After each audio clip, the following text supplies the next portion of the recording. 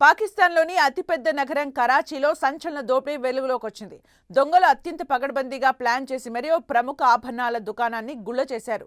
2 రోజుల సెలవును ఆసరాగా చేసుకున్న దుండగులు సుమారు 300 మిలియన్ల పాకిస్తానీ రూపాయలు, భారత కరెన్సీ ప్రకారం సుమారు 30 కోట్ల విలువైన బంగారం, వజ్రాభరణాలను ఎత్తుకెళ్లారు. సినీ ఫక్కీలో జరిగిన ఈ చోరీ ఇప్పుడు పాక్ వ్యాప్తంగా చర్చనీయాంశంగా మారింది.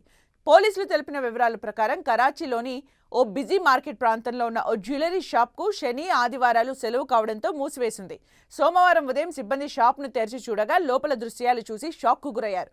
ముఖ్యంగా లాకర్లు బద్దలై ఉండటం, ఆభరణాలు మాయం కావడంతో వెంటనే పోలీసులకు సమాచారం అందించారు. రంగంలోకి దిగిన పోలీసులు సంఘటనా స్థలాన్ని పూర్తిగా పరిశీలించగా అనేక విషయాలు తెలిసాయి.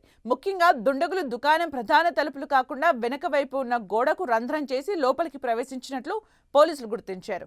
ఆపై లాకర్లను పగలగొట్టి దుకాణం నుంచి దాదాపు 700 తులాలు బంగారు కడ్డీలు, స్వర్ణ, వజ్రాభరణాలు దుండగులు ఎత్తుకెళ్లినట్లు తెలుసుకున్నారు. ఈ దోపిడీ జరిగిన తీరును పరిశీలిస్తే దొంగలకు దుకాణంతో పాటు మార్కెట్ భౌగోళిక పరిస్థితులపై పూర్తి పట్టు ఉన్నట్లు పోలీసులు అనుమానిస్తున్నారు. ఏ గోడకు కన్నం వేస్తే నేరుగా లాకర్ల వద్దకు వెళ్లొచ్చనేది వారికి ముందే తెలిసుండొచ్చని భావిస్తున్నారు. ఈ క్రమంలోనే అనుమానం మీద ఆ సమయంలో విధుల్లో ఉన్న ఒక సెక్యూరిటీ గార్డును పోలీసులు అదుపులోకి తీసుకుని విచారిస్తున్నారు.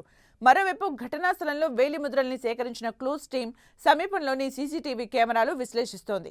కరాచీ వంటి ప్రధాన నగరంలో ఇంతటి భారీ దోపిడీ జరగడంతో స్థానిక వ్యాపార వర్గాలు ఆందోళన వ్యక్తం చేస్తున్నాయి. కట్టుదిట్టమైన భద్రత మధ్య కూడా 30 కోట్ల దోపిడీ జరగటం పోలీసుల వైఫల్యమే అని కొందరు విమర్శిస్తున్నారు. ప్రస్తుతం ప్రత్యేక బృందాలను రంగంలోకి దించిన పోలీసులు నిందితుల కోసం గాలింపు ముమ్మరం చేశారు.